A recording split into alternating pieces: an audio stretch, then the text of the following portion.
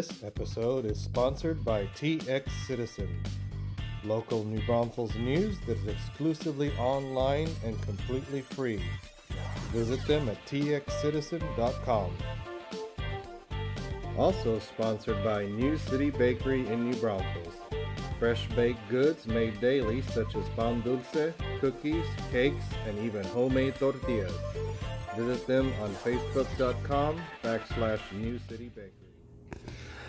Hello and welcome to another episode of Pop Culture Geekery. I'm Joe Solis and this is my first mate, Sarah.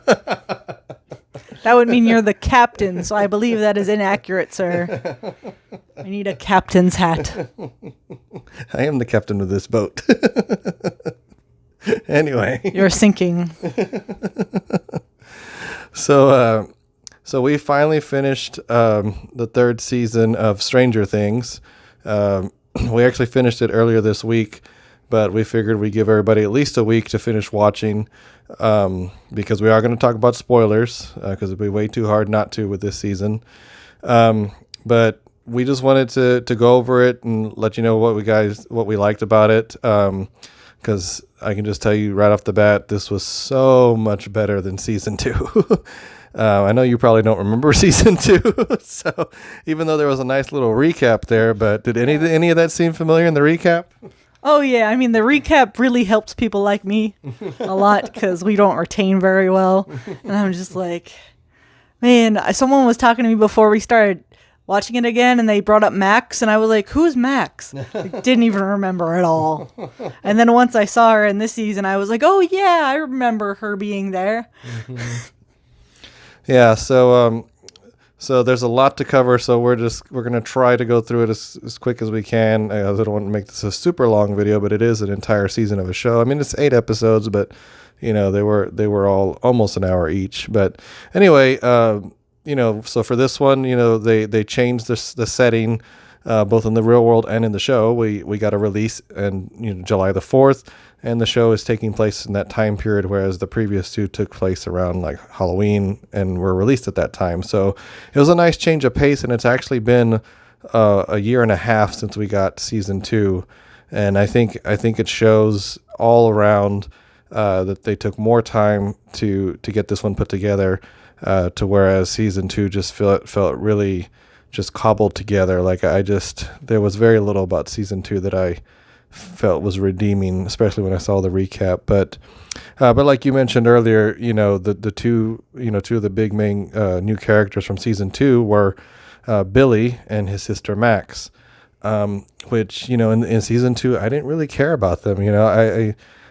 Billy was, he was fine because he was like, okay, he's the bully, he's the 80's bully, you got to get that in here, and Max was the kind of mysterious new girl that the kids were all intrigued with. So obviously you didn't remember them, so I don't know what to ask for that. I was gonna say, I obviously they didn't impact me much since I didn't remember their existence. Billy, I did remember more than Max, I would say, because he was the bully figure. But then at that point, they didn't bother to really do anything with a backstory. So it was like, oh, this guy is just pointlessly being a jerk. So that doesn't do much for, the story production or the character development at that point. So they didn't really develop the characters in the second season. Well, with him, they did go over how his dad, beat him a lot, and that's why he was a jerk. So, they did give the background of why he was a bully, but still, it just... They did that in the second season? I'm pretty sure they did. Okay, I don't remember. Yeah. Big surprise. All right, going on. But yeah, I mean, he was such a much better character here. They open up with, if you guys saw the teaser trailers, of him at the pool with all the older ladies, watching him. That was such a great way to reintroduce his character. And from there, the big bad monster of this one, which is the return of the Mind Flayer, but they start calling the Flayed as it's, collecting people. But the first thing it does is possess Billy. And that just took his character in such an interesting direction. It allowed it to get very dark with him really quick. And so I just appreciated his character arc so much better in this one. He was such a better character with this kind of situation around him. But that's where we start a lot of the separation in this season. Like it's funny because a lot of people, who like pop culture, they always point to the second Star Wars movie, The Empire Strikes Back, as that's the darker one, and the one like where in that one the heroes get split up. And so to me, that's what happened here. So what did you think about that idea that, our heroes are basically separated through the majority of this story? Well, I wasn't a big fan of like all of the key characters not being together, but I think that they made it work really well. The with Elle going with Maxine, I mean, made sense, and I thought that was pretty cool. But then I didn't like Dustin going off by himself very much. But then when he was with Steve Harrington, they played really well off of each other too. So I liked them all individually, but I guess I like all of the little stories individually that came together at the end. But I missed having all the key characters together at the same time, which happened at the end. So I mean, they kind of recovered it. Yeah, I mean, it did. It was a good setup at the beginning, where obviously the boys were changing their focus. A couple of them were with girlfriends now, and even Dustin was coming back from, summer camp and claiming that he had a girlfriend, but nobody believed him. So it was good setup to show, that there was obviously growth with the characters as far as, they're teenagers now, and, their hormones are changing. And so they're just going through all the normal stuff that teenagers go through with relationships and trying, to figure out, well, having a boyfriend or a girlfriend. And so I thought all that was super authentic. And then, oh my God, I loved what they did with poor Will, though. I love that poor Will was left out. All he wanted to do was play D&D, and I know that, in my own childhood, I had one of my friends who that happened to, that, I started going off with my girlfriend, and he was like, hey, what about me? So what did you think about that? Yeah, I mean, I feel like at some point in our lives, there's always something reminiscent about that, because it's kind of happened to everybody at one point, that one of your friends gets a significant other when you don't have one, and it's like, hey, what about me over here, and the things we love to do together. Like, but I gotta hang out with so and so. So that was cool. I was really surprised by the scene where Mike went off on him and was like, well, I'm sorry you don't like girls. And I'm still like divided about what they meant by that. Like if they were trying to say that he doesn't like females, or if it was just because he's like developmentally like not interested yet. Yeah, that was pretty ambiguous. So that was pretty interesting, because they actually kind of touch on that with a different character later, which we'll talk about. But yeah, it was great setup. It was great conflict with the kids. And so like we talked about earlier, the setting, changes in the summer. It's the main setting is a brand new mall that is, constructed in the town called the Starcourt Mall, which actually plays a surprisingly important part in the story, other than just being a setting. But that mall, oh my God, it made me feel super nostalgic, because all the stores that I grew up, yes, here it comes. Because you were alive during that era. I was 0 and 1 during the 80s. Go ahead, honey. You can keep going. Yeah, this takes place in 1985, which is a very significant year in the 80s. So, which one of the things we'll talk about here.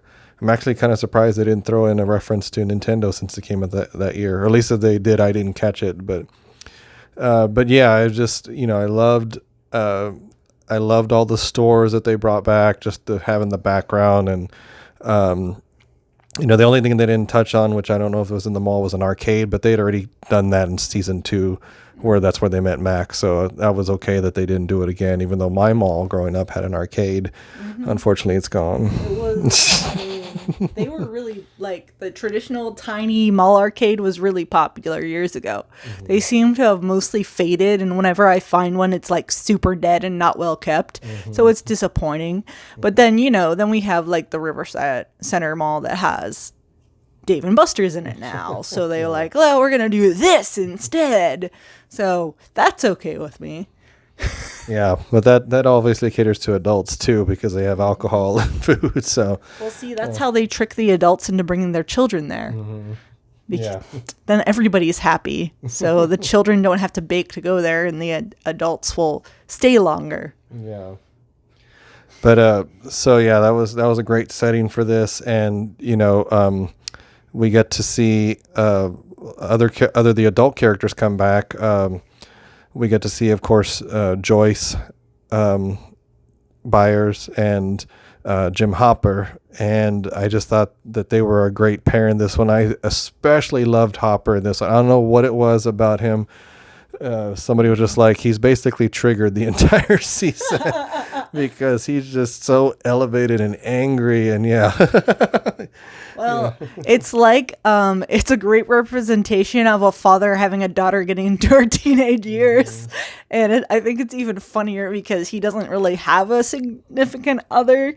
So, he starts going to Joyce because he's like, I have no one to talk to about this. I need help. Yeah, so I thought they did a great job with his character with that, and then his heightened senses or whatever come to play later for him. But yeah, because like for example, one of the things that they just completely dropped from season 2 was the whole 11 has a sister story. It's like she was just there to train 11, and that was it. I mean, there's no mention of him, no nothing in this one. So I was. Yeah, forgot that too. Yeah.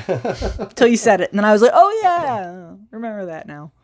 Well, it's almost like the creators, were like, oh, yeah, nobody really liked that, so let's not mess with it anymore. Or we've already dealt with that, or they'll hold on to it for a later season. I don't know. But I was glad it was gone. I didn't really care about any of those characters either. So I was very salty after after season 2, and I was very scared for season 3. But thankfully they got it right. So, they continue something which, a lot of people really liked in season 2, but I didn't really catch on to it until this one, or maybe I was just enjoying it more. But the whole Steve and Dustin, duo, because, as soon as he comes back from summer camp, they got their own little secret handshake. And so, and then we get introduced to the character of Robin, who also works at Scoops Ahoy, just like Sarah here. She needed a summer job. She had to. So, but Robin was another great character because she starts off almost like the way Billy did, to where she seemed like she was one-dimensional. She's just like the snarky coworker, but she actually gets wrapped up in the whole mystery and helping them, figure out what's going on. So. And I mean, she's super smart, which brings the question of why is she working at Chips Ahoy or Scoops Ahoy? I just said Chips Ahoy, Scoops Ahoy. But other than that, it's like this character makes perfect sense, except for the fact that they're working at Scoops Ahoy. No, not necessarily, because there's lots of people, unfortunately, in that position, that they, for whatever reason, that's where they are in life at that point. So, but yeah, you could definitely tell that she had more potential. And I think that was part of her character growth, is dealing with this extreme situation she gets thrown in, and it helped her grow instead of just feeling like, maybe she felt like she was stuck. I don't know. She didn't really touch on that too much. She touched on other things later. But we also get, like I said, everybody's split up. So it's like we got little groups of everybody doing something.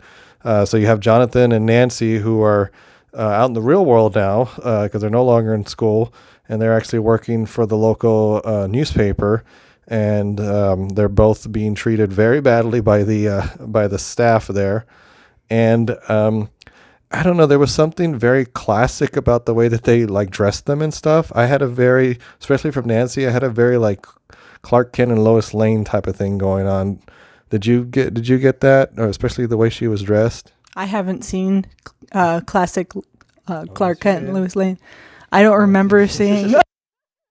My memory fails me again. Anyway, I do think that Nancy received the blunt end of that for sure. Like she definitely was experiencing a lot more hate than Jonathan was, mostly because Jonathan was in the dark room most of the time, so he wasn't really like in range to get hit. But Nancy was like on the front line getting hit all the time.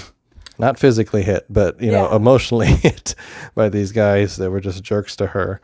So that was a good setup for that, because it made it to where she wanted to prove herself to them. And then as she started uncovering her part of the mystery, then she was driven to, want to prove them all wrong by solving, what was going on.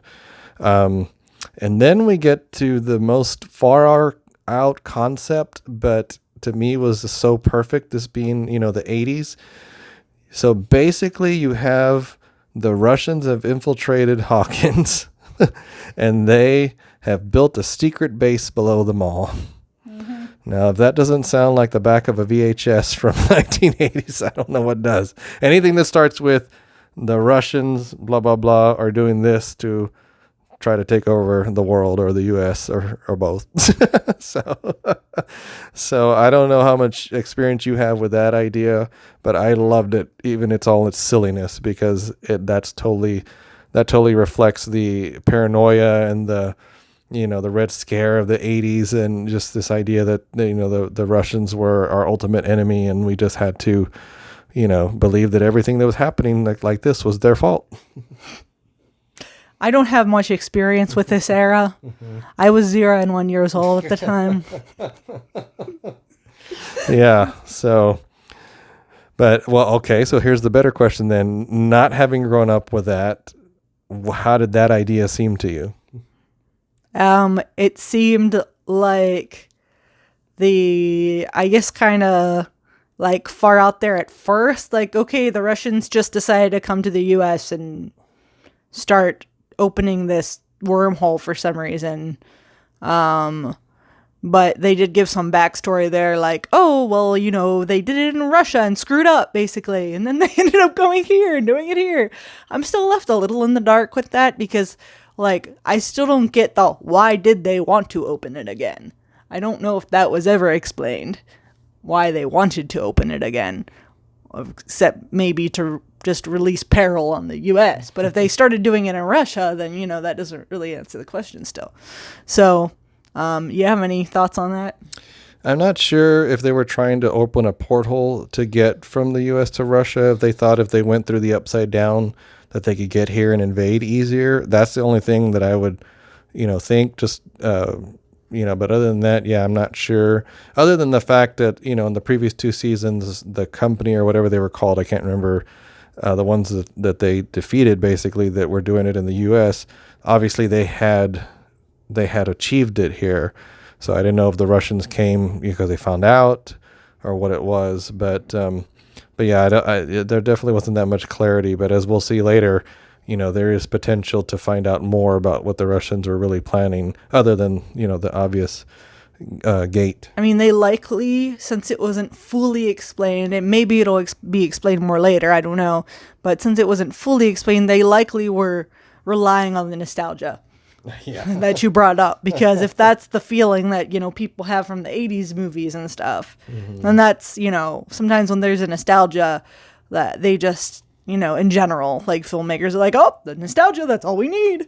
Mm-hmm. Oh yeah, no, this one was heavy on the nostalgia, probably more than usual, because there were just so many things.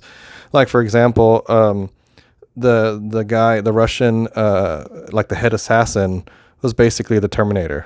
Like, I kept questioning. I was like, they're not going to really go there. They're not going to make him an actual robot, are they? Because he kind of acted like it sometimes, but thankfully they didn't.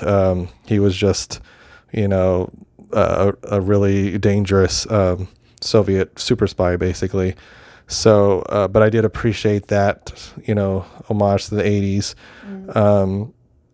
So this one, in season 1 we had the Demigorgon. In season 2. We had the demi dogs, I think is what the kids called them.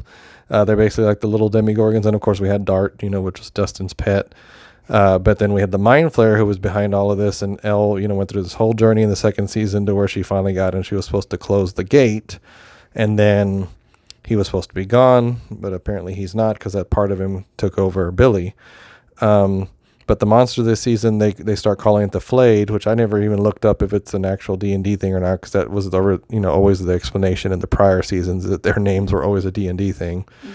But this one was more akin to another classic 80s movie, which was The Blob, because it was, like you said, you were talking about earlier something about that you really appreciated or liked about the idea of the monster.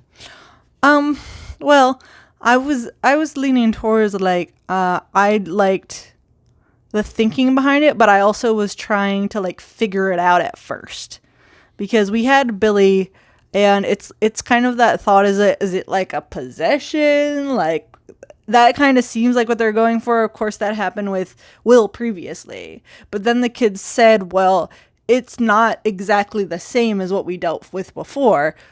And reason being the blob thing, I guess. But yeah, it seemed like just him and Heather, and it like he infected, or he brought Heather to the thing to get infected, I guess. And it seemed like him and Heather were kind of the ringleaders, and like everybody else, when they brought him to him, they just like became the blob or something. And I was trying to figure that out at first because I was like, okay, do we just have like a bunch of possessed people running around here? Or, but then when they had the morphing scene or whatever, then I'm like, huh? You know? But then seeing the whole thing now and being at the end, it seems like they just had those two ringleaders. And then I think Heather even got absorbed at one point, right? And then it was just Billy who was the first one. So it was kind of like, we're going to send these people out. And then there was the question of, okay, were they the possessed people then, or had the blob already absorbed them and then sent them back just looking like themselves? Because it seemed like when the first two people are absorbed, it seemed like they weren't even themselves to begin with. Like they melted and turned into blob. So it kind of like seemed like maybe they were never infected people. They were just like belonging to the blob, except for Billy. That's the thing. But then they had when Billy was like in the upside down or whatever, they had the explanation where like they were telling him he had a purpose or something, and we didn't know what that was. So I guess that makes sense because he was basically the infector, or the one to bring people to be infected and turn into the blob.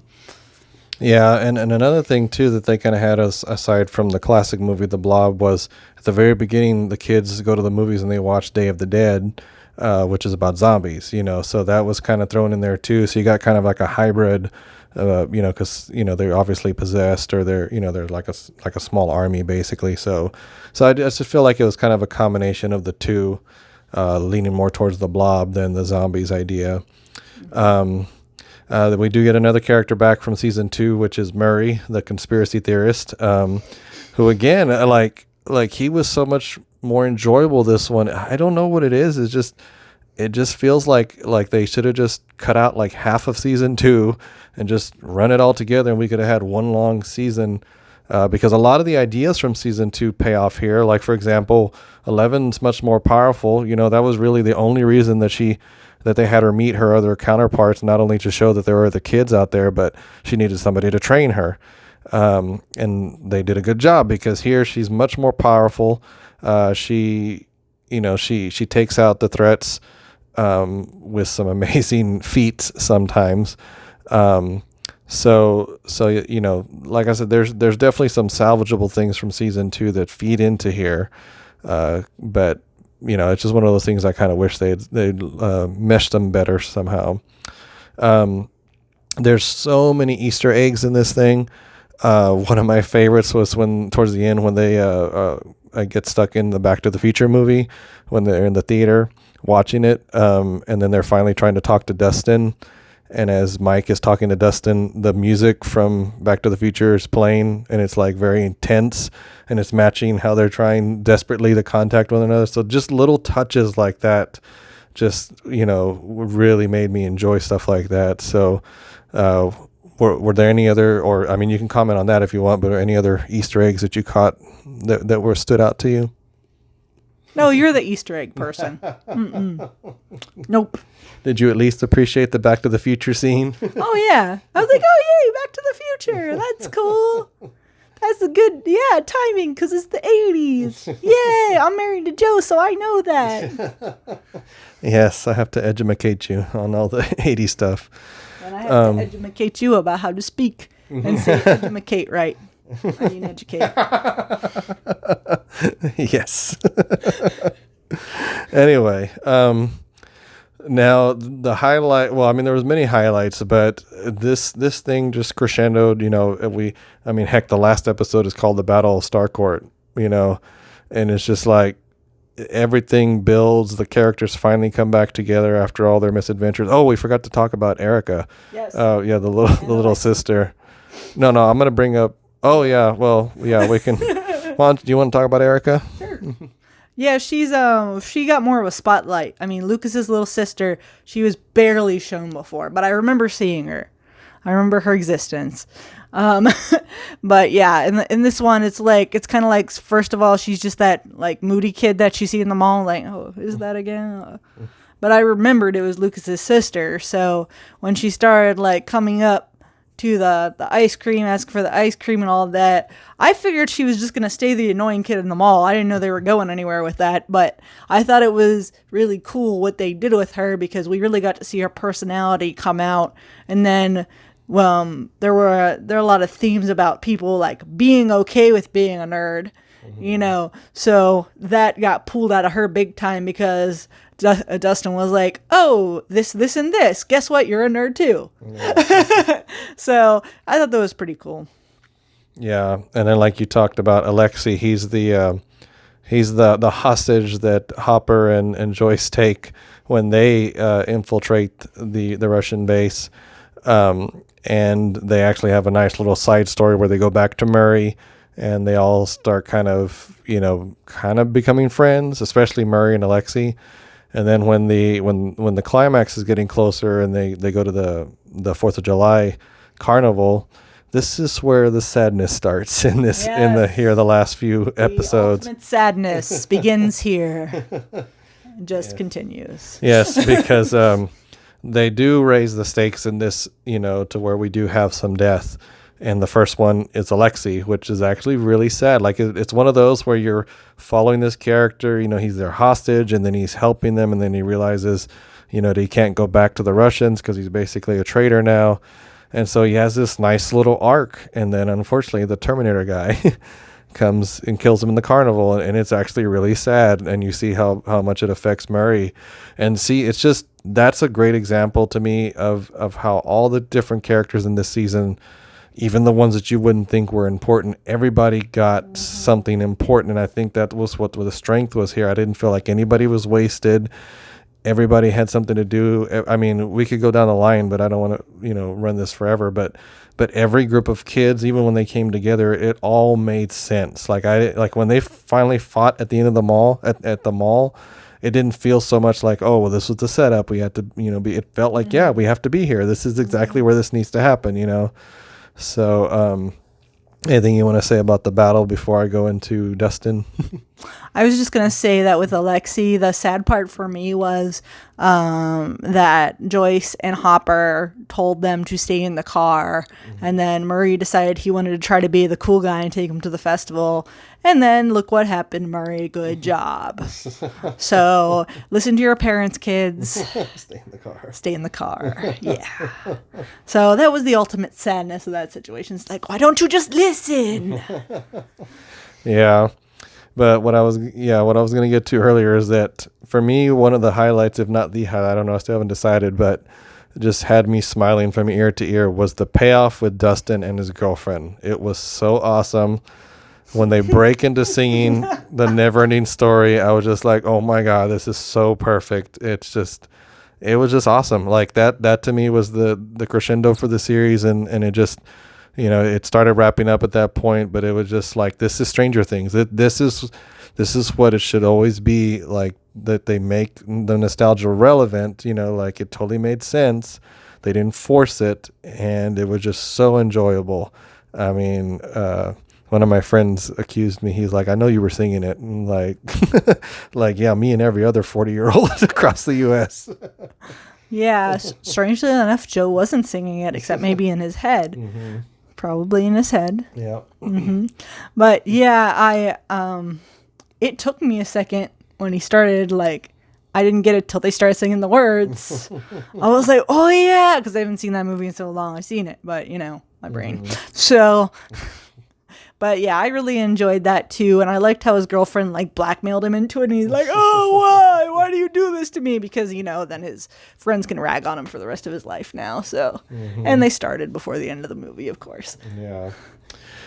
But then, the sadness continues because, we do end up losing Billy, which I kind of knew was going to happen because he just got too far into it, and he was already seeing the repercussions of what was happening. He tried to tell his sister Max, that he's killed people, and he was affected by that, and so he does the noble thing and he sacrifices himself to try to save them. So to me, that was so perfect. I mean, it was like, this is what I wanted. If you were going to introduce this character to me, and waste him like you did last season, this was the best way to redeem him. So for those of you who hated the Jaime Lannister arc in Game of Thrones, this is how you redeem a bad guy. Right. Yeah. They did it perfectly, like that. They showed the backstory and they made you like him and like understand his bad actions more. And then at the end, he makes like a sacrificial act to save them. And that's how you redeem the bad guy. Exactly. So they made me sad when he died, of course. They wanted to make sure I liked him so they could make me sad when he died. And speaking of people who you like dying, the last one that they have to throw at us. And I was like, are they? Aren't they? Please don't. And then I was like, they killed Jim Hopper. And I was just like, no, he was so good in this season. I was like, I was like, you just had to, didn't you? But there's arguments online that he's not dead because you didn't see him vaporize like the other scientists. And I'm like, I know. So then on top of that, now I'm frustrated because I feel like they're going to bring him back. So it's like, and then you wanted to talk about, well, go ahead. Go on that more. So yeah, like with Hopper, it really, obviously looks like he died. They definitely did that on purpose, whether or not he's dead. I think the most likely scenario there would be that he's dead. But, because how are they going to save him? Oh, there was a trapdoor under me. I just pulled it, and it was there in a split second. They're really going to have to work hard to show how it happened to prove that he could still be alive. If they bring him back, they're going to have to really work hard to make this logical. That's what I'm saying. But, some people are saying that because of the end credit scene, because they said, oh, no, not that one. That's the American. There are a lot of Americans, so we don't really... not only would he have to have lived somehow, but he would also had to have been captured for that to be the scenario. So, I mean, I don't know. Of course, I secretly hope, not so secretly, hope that he is living, but I feel like he should be dead given the circumstances at the same time. And I feel very bad for Mrs. Byer because she always gets the short end of the straw. She literally just opened herself up again, was going to go on a date after she'd been shutting him out because she was still broken up about her boyfriend who died in the last season. And now it's like, I feel like they set you up that you're rooting for Hopper and her to get together, like the whole show, basically. And then, of course, the other boyfriend happens. You're like, okay, well, guess not, whatever. And then the death happens. Oh, maybe there's hope. And then they kill him. And you're like, what? Give the lady a break, for goodness sake. Yeah. And, like Sarah said, there is that, for the first time ever, there's an end credit scene. They're taking a page from the Marvel movies. But, yeah, they say that about, no, that's the American. And then they move on to the next cell. And I'm like, don't cheapen his death. But they're going to. I just know they are. And I'm torn because I love Hopper. I mean, he really made me love him more this season. He was just so awesome. He's just a freaking brick house. Like, he just bowling over everybody, getting knocked down, back up, everything he was dealing with. It was just so awesome. And, but yeah, at the end, in the end credit scene, they show another Demogorgon, and I'm just like, my only complaint about the whole season was right at the very end. I'm like, I'm tired of the Demogorgon. I've already seen it for 2 seasons. I don't care, give me a new monster like you did this season, so that was my only complaint about this season, is that, don't fall into the trope of what y'all did in season 2, which just felt like more of season 1. But there is hope for a lot of different things because, Mrs. Byers and Will and 11, they get together and they all move. So that splits up the group. So there's definitely wide open for something different next season. Yeah, that disappointed me more. What? It's like I'm like happy all season until the very end, and I'm like, yeah, kill Hopper. You make everyone move away. I hate you. Because, we had all the sad goodbyes of the couples with, Nancy and Jonathan, and then Will and Elle, and it's like, okay, I guess you're having long distance relationships now. This is dumb. And then, what are they going to do next season? Is it like we're only going to follow a partial troop in the new area? We're going to bounce back and forth from the new area to the old area. We're going to have people visit from the new area and go back to the old area. I feel like that's the most likely scenario. But it's then, why did you have them move in the first place? So, yeah, I was like real happy with everything until the very end. And then I was like, you did two things that I don't like you guys for now. Yeah, but overall, I just got to say it was an amazing season. In fact, while you talk about your rating, I'm going to prepare mine. Okay. So, my rating for this, I would be going for the 100, except the ending, they made them lose points. So the ending, because of Hopper dying and because of them moving at the end and all the sad goodbyes because they wanted to break my heart at the end of the season, I took away 5%. So they can have a 95%, which would be, I guess, 9.5 out of 10 Demigorgons.